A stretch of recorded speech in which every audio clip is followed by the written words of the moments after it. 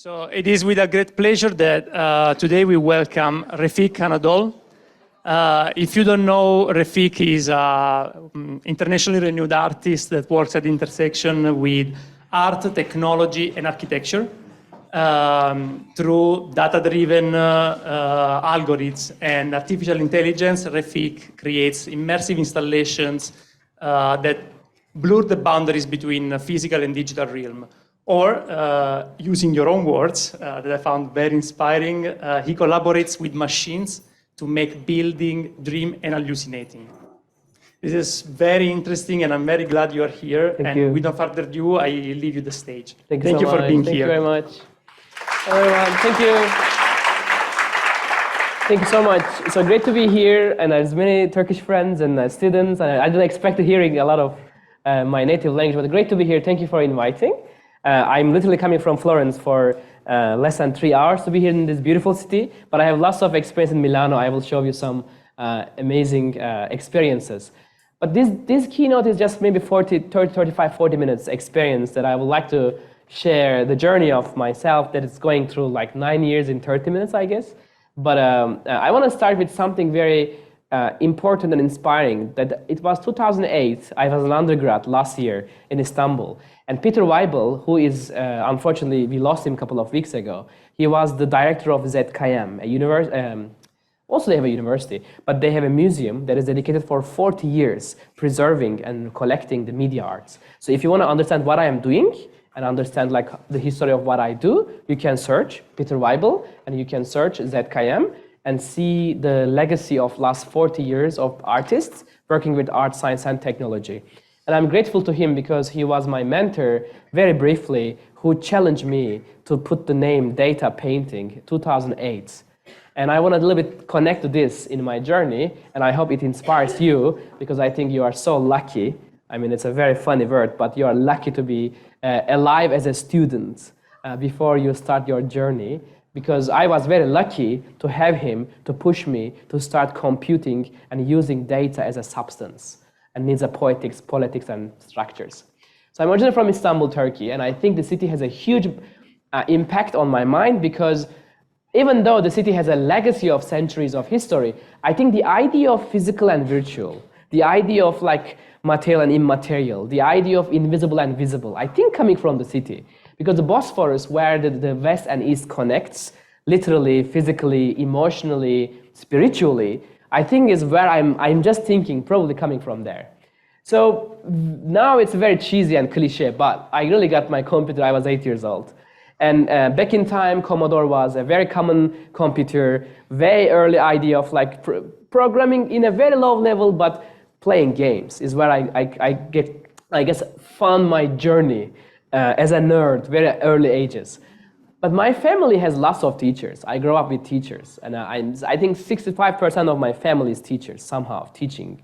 And there is no way in the family to say, I don't know.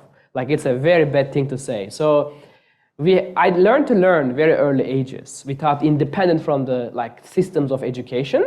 I learned to learn things whenever I need to, and I never rely on that I don't know keyword. But to me, what was another interesting point in life was my mom randomly brings at home VHS cassettes, which is ancient for you, but these cassettes are the only way to watch movies that are playing in US most likely, because the movie comes to Turkey probably a month or sometimes years later. But this is, I think, the movie arrived in a VHS in English, no subtitle, and I didn't know English, and my cousin literally translated the movie to me. And he was just saying, dude, learn English, but to me, the moment he explained between two androids saying that this memory is not yours, this memory is someone else's. And I remember that moment because it was a huge inspiration to think that an AI tells another AI that these are not your memories. The second inspiration to me was the city of the future, Los Angeles, which I will connect. A flying car, a media facade, pretty much the future of the cities was a huge inspiration. And as a child, we don't think about dystopia, right? We don't think about the bad things of the humanity and the world. And I do believe I still keep my hope, positivity, since as a child, because normally seeing dystopia is easy. Doomsdays, like AI taking over, robots or whatever.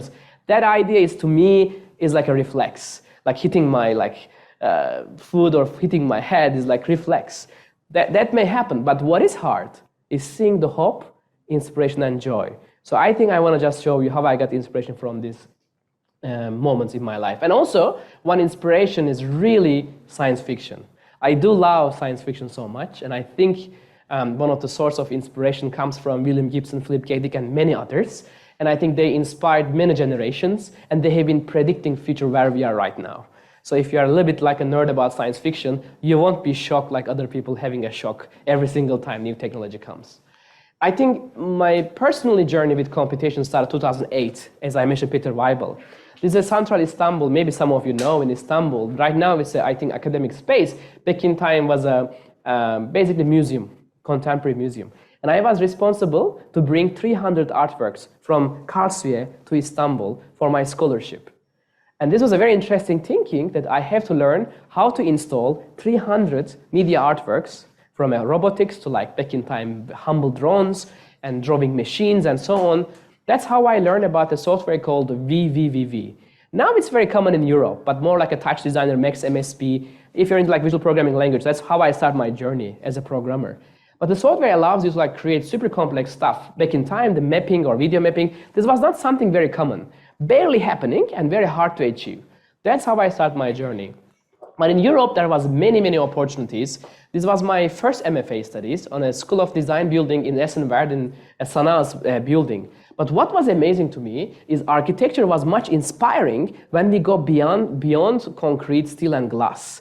And I think the ideation of invisible spaces, making invisible visible, and seeing through the glass and seeing through the concrete, and asking Sanaa's like what you couldn't do was amazing study. Like the upper part was their original drawings, and the lower part is how they couldn't do, like they couldn't achieve because of Newtonian challenge of life. So then I started like thinking about what else we can do, and it became like a very iterative stuff. But I wasn't like super inspired back-to-back same ideas.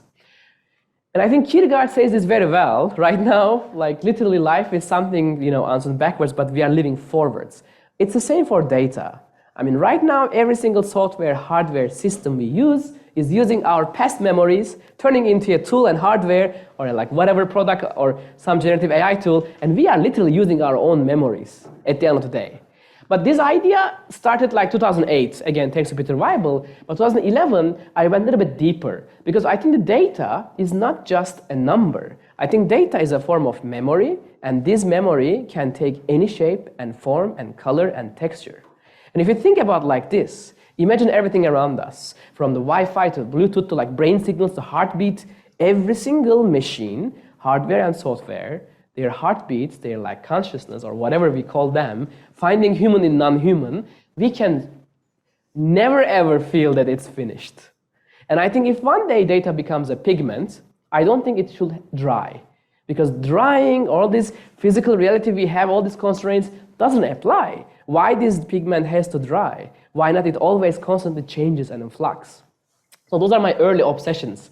And of course, the idea of being human in the age of technology is increasingly becoming something very unique. And I think the more we connect to each other, while we feel that we are connected, the more we are disconnected from something that is called physical world. And I think, of course, in the history, there's many genius artists have been questioning the reality, always questioning the trompe-l'oeil from them. In history of Italian culture is very well known. But to me, the physical virtual connection is, again, 14 years ago, now it's obvious, but was really struggling to me as an artist. Like I was always asking the question. And there are many artists questioning this for many years. And I think we have to remember that technology is not coming right now in front of us. It is truly changing our DNA gene for sure, but also changing who we are, our behaviors, our emotions. And I'm pretty confident many of you feeling lost in the infinite feeds of whatever the social media you are using. I was with TikTok CEO last week, 2 weeks ago in a TED conference, and learning how the system works and how we are so like nothing to worry, but all. Anyway, that's a whole topic. But I think to remember the softwares and hardwares we use every day, and this feeling of sense of displacement became my obsession. Like what exactly happening in this sense of displacement? And this is also the biggest question in my journey is, what does it really mean to be a human in the 21st century? And this heavy question comes with a heavy responsibilities. And I never enjoy being alone. I never enjoy being an egocentric artist or whatever at home, I always love to co-create. I love to be together with a lab or friends or families. And that's one of the reasons I went to Los Angeles and studied my second MFA at UCLA, Design Media Arts department. The department has a legacy of almost 40 years. And the vision behind the, I think, department was finding art, science, and technology in the core, and funded by Casey Rias, Victoria Vesna, and recently many more communication between architecture, science, and neuroscience, and many others. But to me, inspiration coming from the Casey Rias, who invented processing, maybe you are using in the department, which is a pretty much fundamental creative coding that is needed to make anything with generative art. So, and then I became very obsessed with the idea of a studio. I was not even imagined that I should be alone and doing things myself. And now I want to show you the photo of my team. We are now 20 people, can speak 15 languages and represent 10 countries in a small studio. I call it small, but people think it's large. But the idea here is really become a world citizen, not required by the borders and passports and all that blah, blah. I do believe that the world that is the future coming to us is a co-creation. And I do believe that to make art for anyone, any age and any culture, and take art from the elitist context and bring to streets, these are my giants. I'm on their shoulders, basically. And last 9 years, we spent significant time in the topic of embedding media arts into architecture, and specifically focus on public arts. I do believe art cannot be only in a museum or gallery. Art should be in pretty much everywhere. In a library, in a hospital, in a university, on a street, anywhere where I do hope that there is no tickets, there is no borders, there is no bias. The reason I am telling this is because when you go to the streets, there is no beginning, there is no end. And there is no wall, there is no ceiling, there is no door that keep things behind things. And I learned so much on the streets than on the buildings. And I do believe that if you're into this medium, you have to be on the streets. You have to be with the people without any barriers. And you learn the best from the people who are living your work and giving you the best feedback without any bias. And over the years, airports, hospitals, universities, I just found that powerful context of public art is a really, truly way of saying things that doesn't have the box ideas about the mediums. And I really learned that co-creating in public space is a lot of work. That means you are responsible for the idea for 20 years. There's a contract says what happens if I die.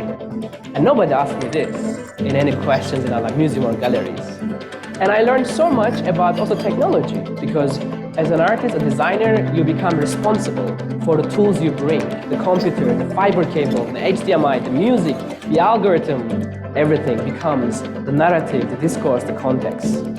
So it's a very big responsibility, but it brings a value across the countries.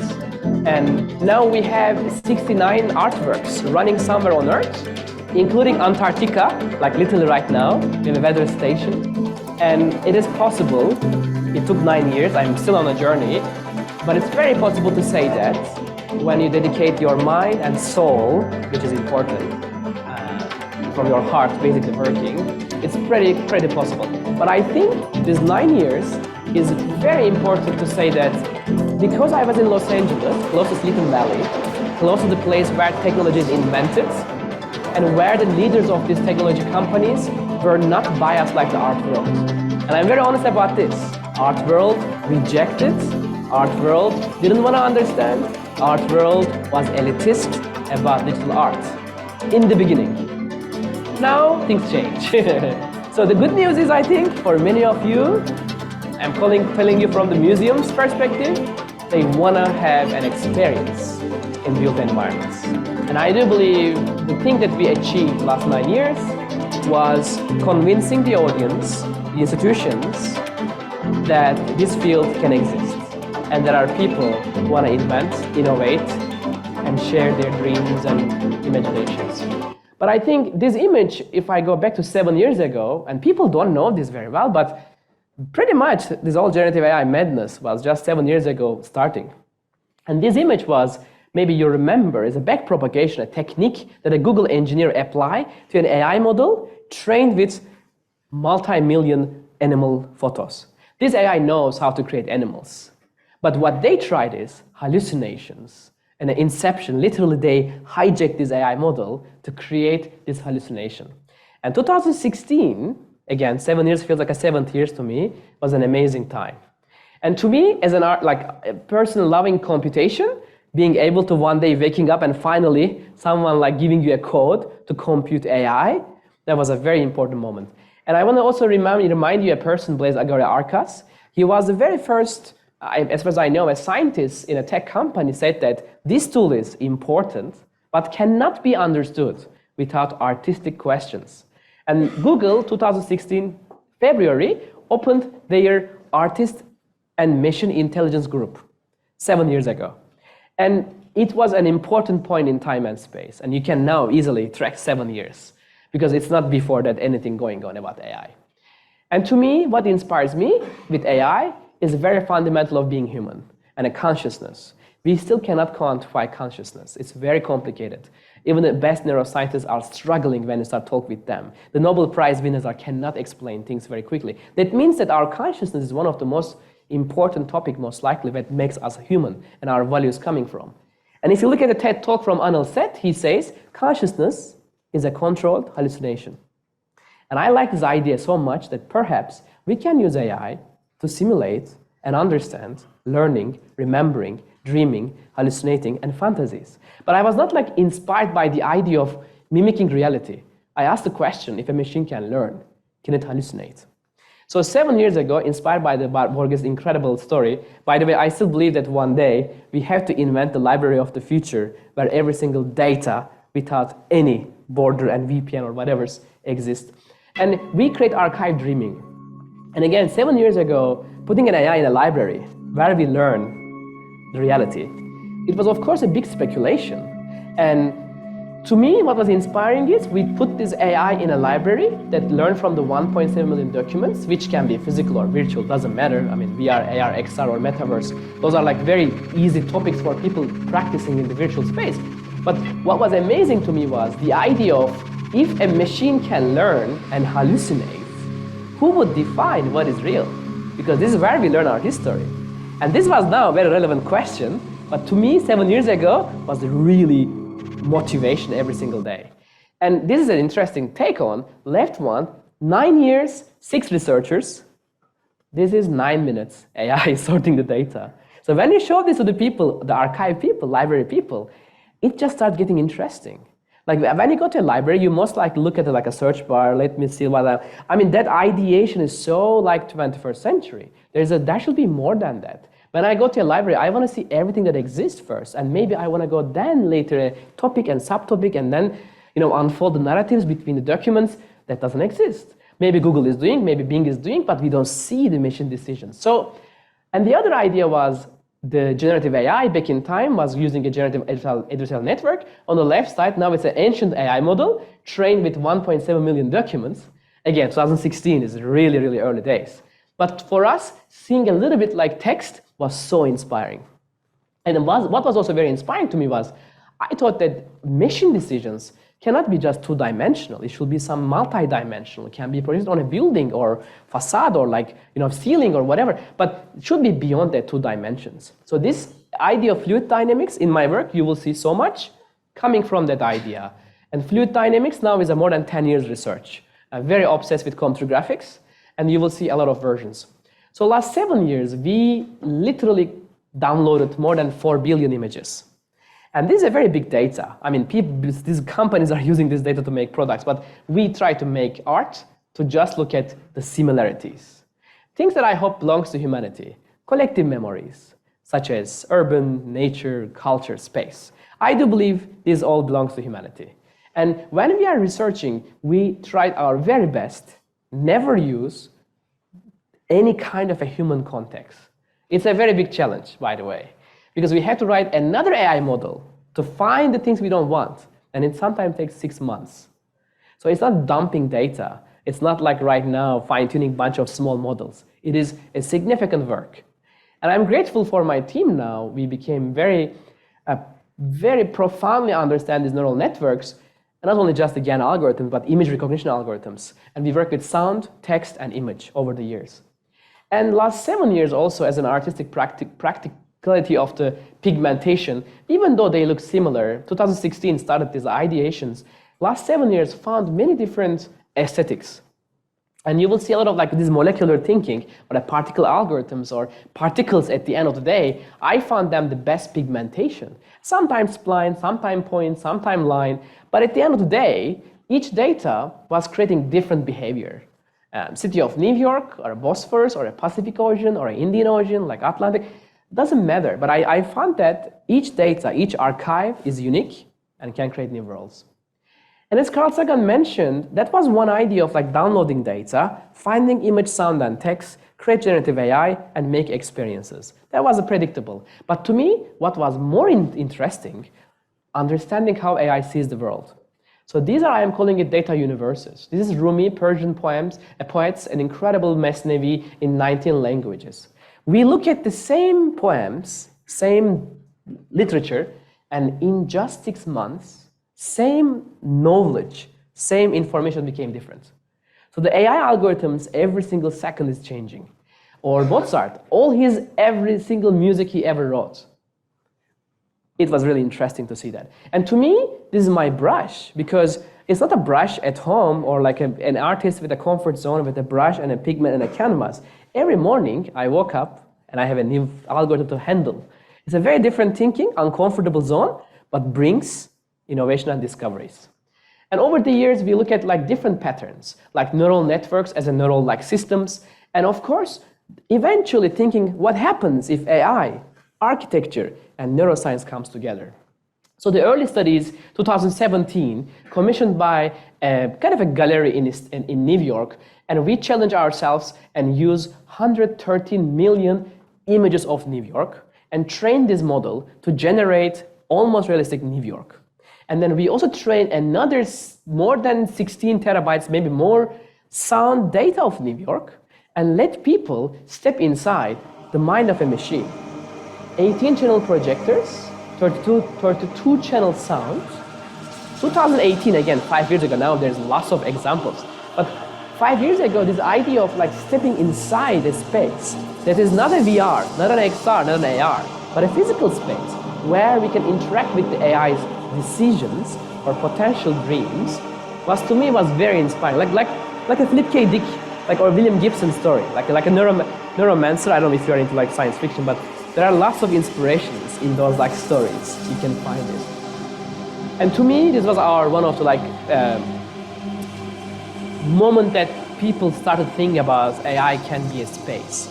AI can have a space to explore and go beyond that. And this idea became an everywhere that can apply, like it's a place in Istanbul, a former theater, and we took 100 years of every single movie ever played in the cinema and asked the question, can we bring back the memories of the space? And of course, it's an idea. It's not a really giving a consciousness to a space, but these speculations became so inspiring. And it went a little bit wild. Now, this is a building in Los Angeles, architect Frank Gehry. I have 3, by the way, heroes in architecture. Frank Gehry, Zaha Hadid, and Gaudi. And today I will show you that somehow I was able to work with their buildings. And my dream was really, when I came to Los Angeles, give a life to this building. It was so sad, by the way. There was no light, no people. Downtown LA was so boring and so lonely. And then I was thinking, what happens if we projection map this building? And it took me 4 years, by the way.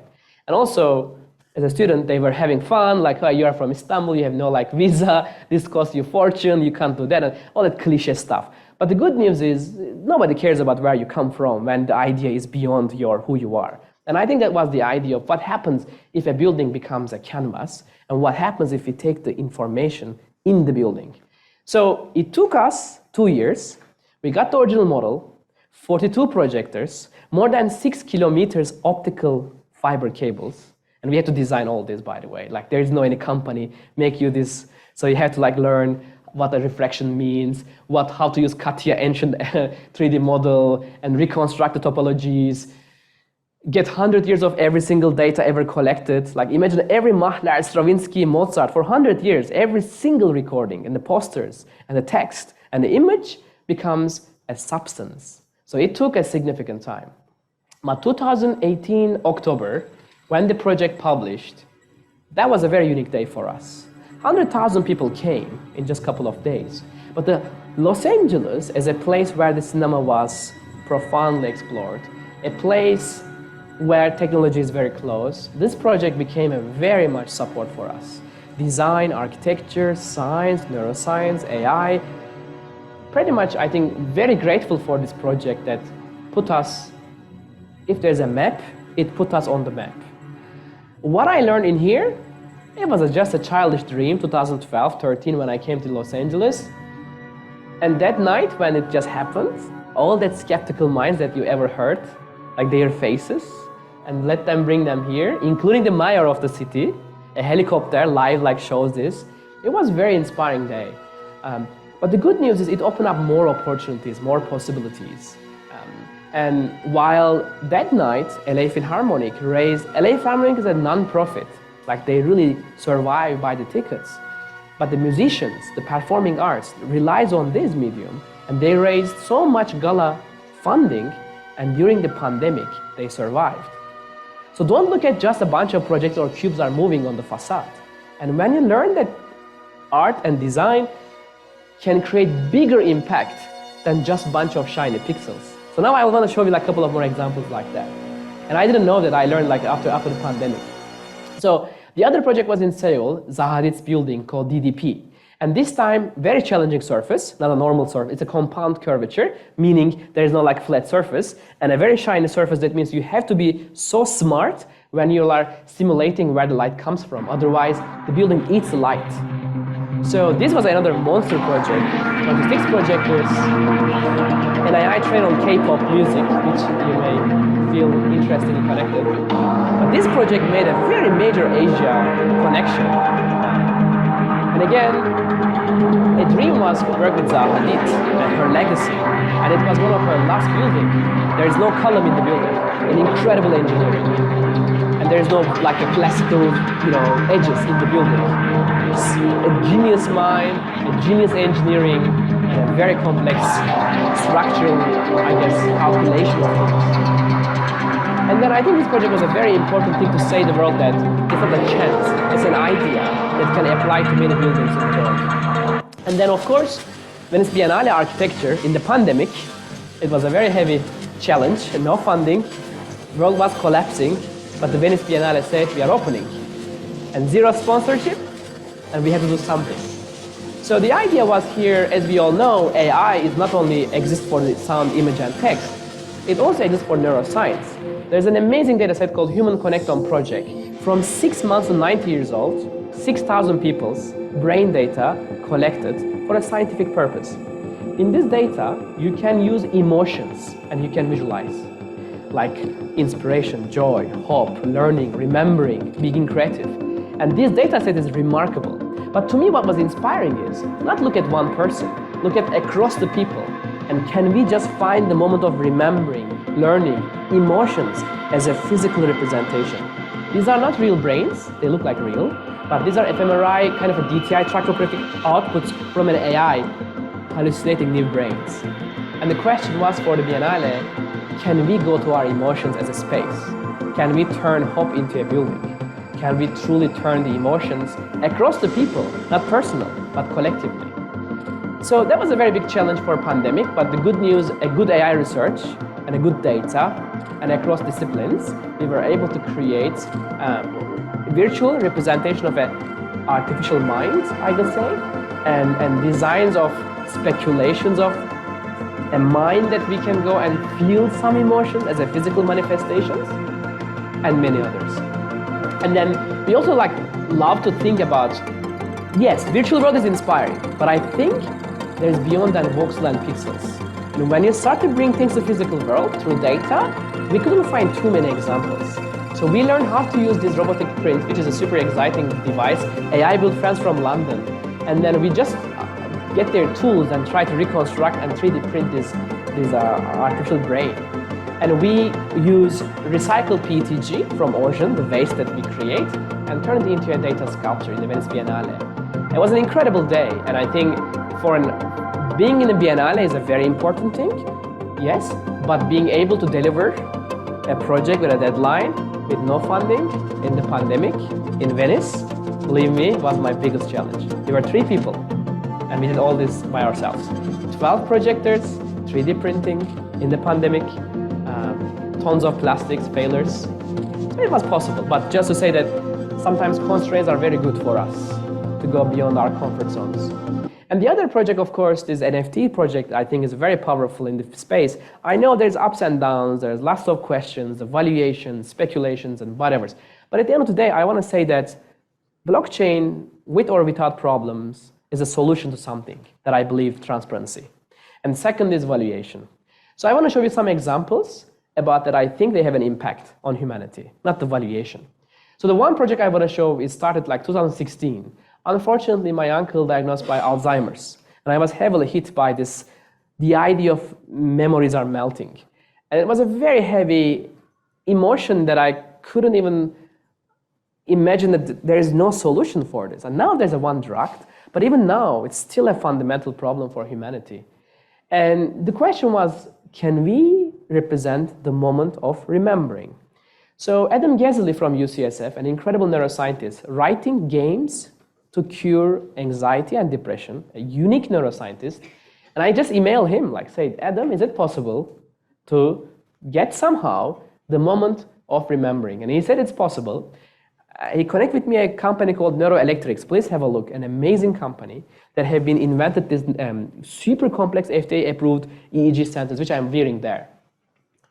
And thanks to Anna and Neuroelectrics and Adam Gezzeli, we got more than 800 people's data. But they said, this solution can only be done by AI because it's not possible to find the similarities across 800 people, plus someone live showing the data. So we were able to use supervised learning and able to create a software that was able to exactly understand the positive, negative, and a meditative memory. And then this turned into an artwork. But the tool you see here is used in a library, in a laboratory, scientifically. So not just generative artwork. And then last summer in Capri, we donated this project, I'm talking about NFTs. What you are seeing here is a sense of healing. Lausanne Hospital has one of the most profound research on children's mental health. They are curing incredible amount of young minds and giving hope to the people. And at UNICEF, unfortunately, there wasn't enough funding for children in the world to heal their minds. So we dedicate this piece by using data from Lausanne Hospital while the children's mind is getting healed data sets and donate this to UNICEF for 1.7 million euro. It was the largest donation to UNICEF in Capri. With all these amazing fancy people, they were finally donated a piece to like something very powerful and profound. So NFTs can be used beyond the speculation. And the other project, SpaceX, and thanks to Elon Musk and Kimball Musk, they donated the very first 4 astronauts in the space, spent 3 days, called Inspiration 4. And we used 3 days of every single dialogue, text, sound, and even the mission movement in the orbit, and turned this into an NFT collection and donated $2.5 million to St. Jude Children's Hospital. So this is not just an NFT. It's an NFT that have a utility in life through supporting the people who need support. So I think that what I want to say is, yes, there are problems in technologies, but the amount of impact we can create is much, I guess, tangible and profound than just complaining. So I love that moment of discovering by doing and just sitting and just, that world of speculation. So it's tangible. And I think the other project is like in the pandemic, I truly asked this question, all of us at home. I love nature. I love physical world. I'm not a person like saying we should be in a virtual world. But in the pandemic, all of us were in the same context. And loving nature, meditating in nature, I was stuck in a home. And the question was, we could go to nature, but can nature come to us? And that's where I saw the limitation of like this VR, AR, XR. I mean, they are, yes, great, but they are so much a TV on my face. Like there is no single way to being alive in the nature, like plants, complexity. This is like, there's no way to like close that gap. So we start looking at entire internet and look for every single, I know it's obsession looking, but we start downloading a lot of data. Trees, flowers, oceans, lakes, landscapes, national parks. We decided to preserve nature and understand, can we reconstruct new realities? We had many projects happen, and I want to just show you some of them. I mean, that data set that I showed you, it became many kind of artworks. By the way, another NFT project that was also in a living data, real-time augmentation of the surface of the gallery. But I want to show you this project that maybe you know from the Milano here in Duomo. We were able to show this project. So one of that research, thanks to Bulgari, by the way, brands are amazing to work with when you don't use their logos and just imagine the world. And thanks to Bulgari, they were so open-minded and say, is there any dream that you couldn't achieve in the pandemic? It was perfect timing. And I said, we have an AI, 75 million flowers, every flower in the world. By the way, there's 16,000 species based on Smithsonian Museum's archives. And we were able to create this AI, 16,000 species, which can create any flower in the world in any different conditions. And the sound you hear is also from the Oregon State University's largest forest and nature recordings. But the question was, can we smell this AI? And that's where things get interesting. Because to smell this AI, we have to make another AI, which is 500,000 sand molecules. So this machine here in the, if you were able to see this in 2 years ago in Duomo, we were able to create this machine that can real-time mix match 14 sand molecules based on the image, the color, the form of the flora. And was when you open the door, we were in this sense of, I guess, machine dreams, where the image, the sound, and the scent is completely done by the machine. So my guess is we are going to a world of artificial realities, where generative AI will not only create image, sound, video, and text, but and scent. I do believe that the next couple of decades will be questioning reality and simulations, and how can we design these new environments before we wear a TV on our face. My guess is there's an exciting space in architecture to look for new worlds. And this project in Duomo was amazing. They responded. I think in just one day, it was just full. And I think there's also magic of, again, Bulgari was a very supportive project, make a public art, free and open to everyone. And very grateful for their designers. And we collaborate with the entire Bulgari designers to make this space. It's very challenging, by the way. Like you get the real-time sand from here, you take out the air from there. It's a 1.5 millimeter LED surface. It's a lot of design process. It's not just, you know, a rental gears. It's a lot of thinking and producing. And then the same AI, this time on a stage, in a real time, that when the musicians are real-time interacting with the AI, now became an opera. Perhaps the same AI now in the opera's context can be a live actor that can listen, remember, and respond. So I do believe it's the very first time a real-time AI model interacting with the musicians and in latent space, and also with the scent data in the orchestra, in the room itself that happened. So I think the AI and generative AI is something whole world. Another like NFT project I know sounds interesting, but this room was also NFT. I mean, the blockchain has these opportunities, but this time we were looking for the space data from the 3 telescopes, MRO, ISS, and Hubble telescope, which is an interesting thinking that perhaps the machine dreams and hallucinations can become a space and can go beyond just pixels and voxels. And then I think, of course, Renaissance, as we are in the heart of the innovation, I'm very grateful for many people across last years challenge us about archives. But this project specifically meets, and Maria Grazzi, like she was an amazing curator and pusher. She said, amazing pandemic challenge, we have to look together something inspiring. And she challenged me that what happens if Renaissance becomes an input and research. So we went extremely inspired by the sculpture, by the architecture, and the painting and the literature. We were able to create individual models, looking at every single painting, 1300s, 1600s, and actually beyond, and trained multiple models and explore the humanity's very important movements and bring them back. But I think what was really, really powerful last summer in Plaza Strozzi, which I'm really going there tomorrow to talk more about, but this piece to me from my heart was so important because in the exhibition there was Donatello, I mean the most important mind in the sculptural imagination of humanity, and putting an AI that is like next to it, I think rhetorically was a brilliant challenge for the people coming to that space.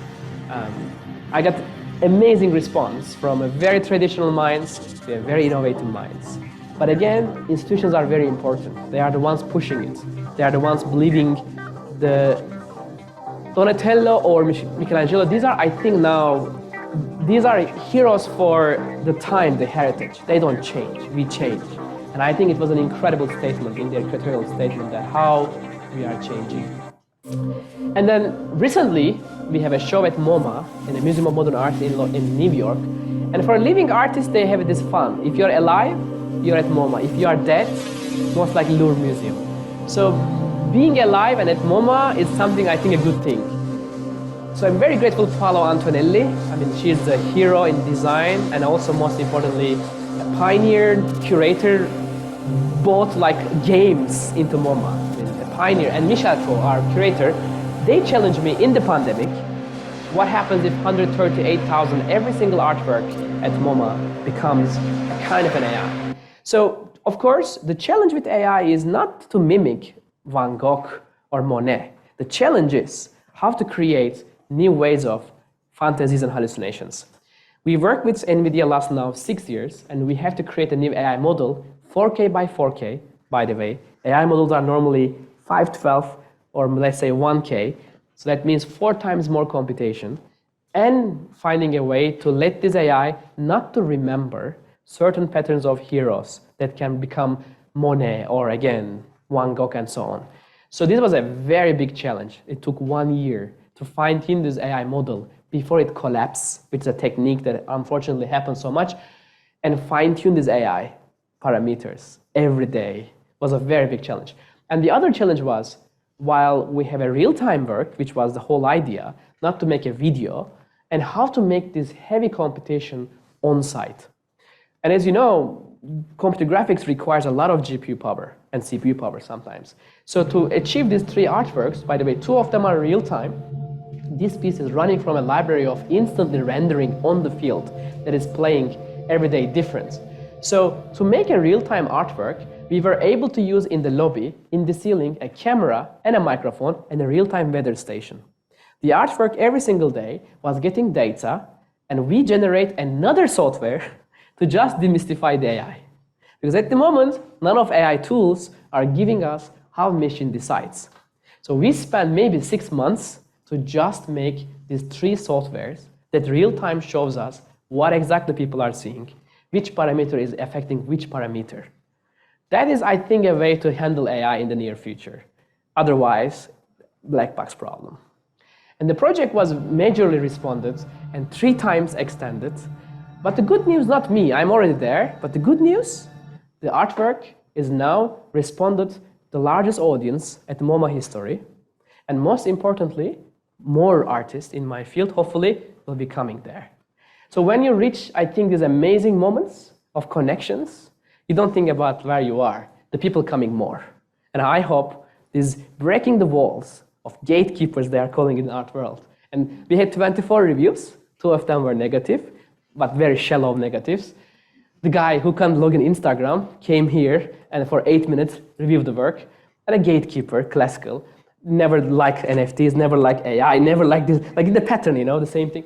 But the good news is now the world is opening for new minds who are thinking with this medium.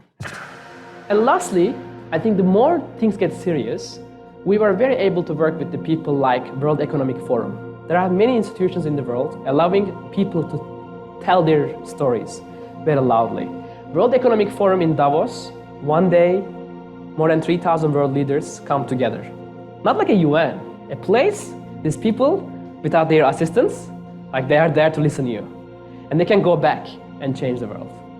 And there they challenge us about the big topic about corals. Coral reefs are dying, climate change, and they challenge us like, can we use AI to solve a problem? So this is a 100 million image fine-tuned AI model that can create almost realistic corals that can be 3D printed and put underwater to reconstruct ecosystem around the lost coral reefs. So it's a functional AI, not just shiny pixels. And the good news, when the AI used in this context, there's a high chance to be functional. And by the way, very detailed AI. And this is like a 32,000 pixels AI, not like Mid-Journey, Stable Diffuse stuff, like like a truly computing large amount of pixels from latent space. And similarly, like the big challenge of generative AI right now is how to provide original data for models. The big problem with generative AI, people feeling that they are using someone else's data.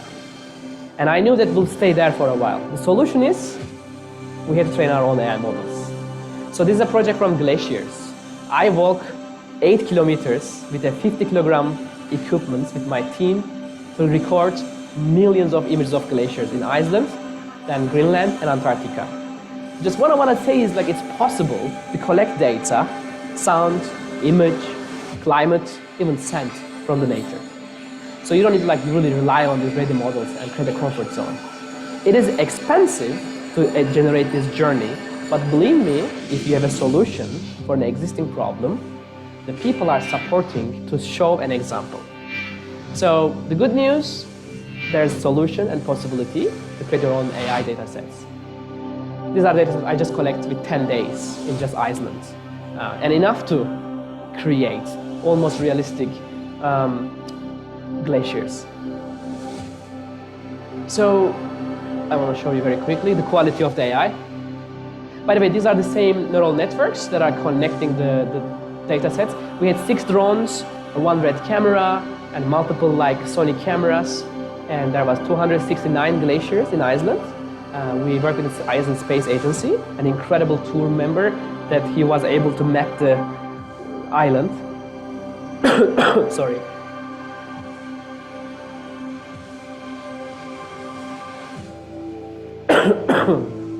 So you can create really very, very realistic worlds.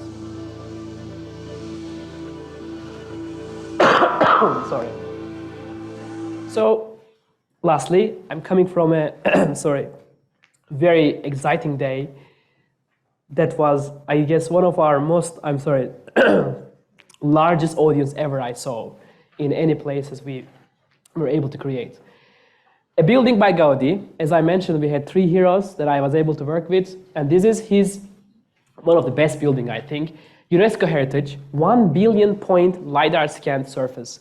By using a real-time weather data from the building, we were able to create this artwork, which was last year, but the reaction was so positive, and then we couldn't like say no to the mayor of the Barcelona. And the idea was the facade of the building was a real-time on a game engine, Unreal Engine, and we were able to create 3 different types of behaviors, and more than that. Humidity, wind patterns, rain conditions. We're constantly creating new artwork, a generative artwork, a real-time dynamic NFT. But I think the powerful part, this is just tech that can be done. But to me, what was powerful, celebrating this idea. So instead of a comfort zone, we took this idea and brought this facade to the public. This is from Friday, by the way. We got 65,000 people. So what we are seeing is the story of data later. It's a 50 minutes long performance, so 30 seconds. LiDAR scanning of the facade, the entire building.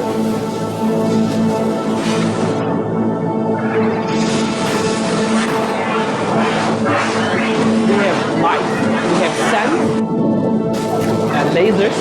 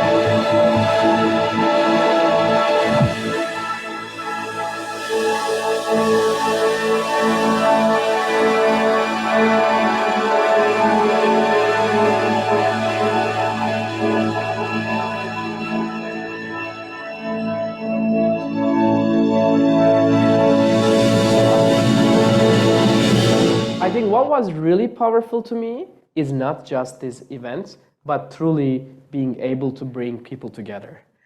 65,000 people came to hug the building. That's a very weird thing. It was not planned, it was not designed. We don't have PR agencies, we don't have brands, nothing.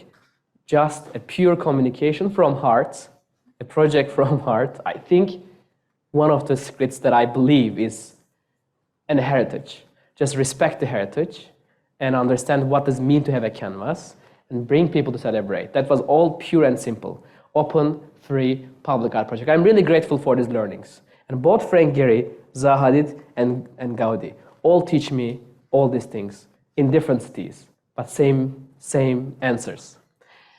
So simply, after all these grateful years, I decided to do something more meaningful and purposeful. I love metaverse, I love all these things, I love generative AI, but always there is something that bugs us, always something not complete or not true, not honest. So we thought that perhaps we should take a responsibility and maybe open our own museum. So I'm calling it Dataland. It's a very childish name, not like a Disneyland, but Dataland, a space where data becomes an experience, a place where AI, a positive, good AI, ethical AI, not the AI that we know that is creating the other problems, but AI that is meaningful for humanity, that is collecting the memories of humanity. And for this one, I decided to work with something very powerfully important about the rainforest. I do believe that rainforests are one of the most important nature spaces where our oxygen, our life is depending on. But I don't want to do another project, hey, here's a 1 billion parameter. Very easy. You can download any data online. But we don't know who lives in this space, who lives and protects those free trees for us. These are Nishiwaka and Putani. They are two amazing leaders from Brazil, Acre, Amazonia. And I was very fortunate. 3 years it took me to connect with them and ask them, can you be our mentor for this AI research? We are creating an open source rainforest AI model, the largest flora and fauna. Imagine every single flora fauna you can in rainforest. But we don't want to do it again, online, books. That is a world we know. But the world we don't know, their worlds. There are only 1,000 people. They live 120 years. They don't have diabetics, dementia, Alzheimer's, cancer. They don't need us, just to be open and honest. But we may need ancestral wisdom to understand AI. So we are co-creating with them, and I live, by the way, in an incredible space. We went to truly there. I'm not at home in a comfort zone. We really spent a lot of time in an amazing space. No helicopter, no plane, no hospital, no fears.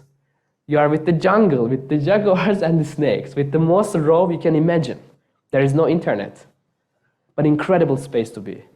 I saw the best hospital in the world. I saw the best pharmacy in the world. I saw an incredible stories that is not in Google or any search engine or any ChatGPT.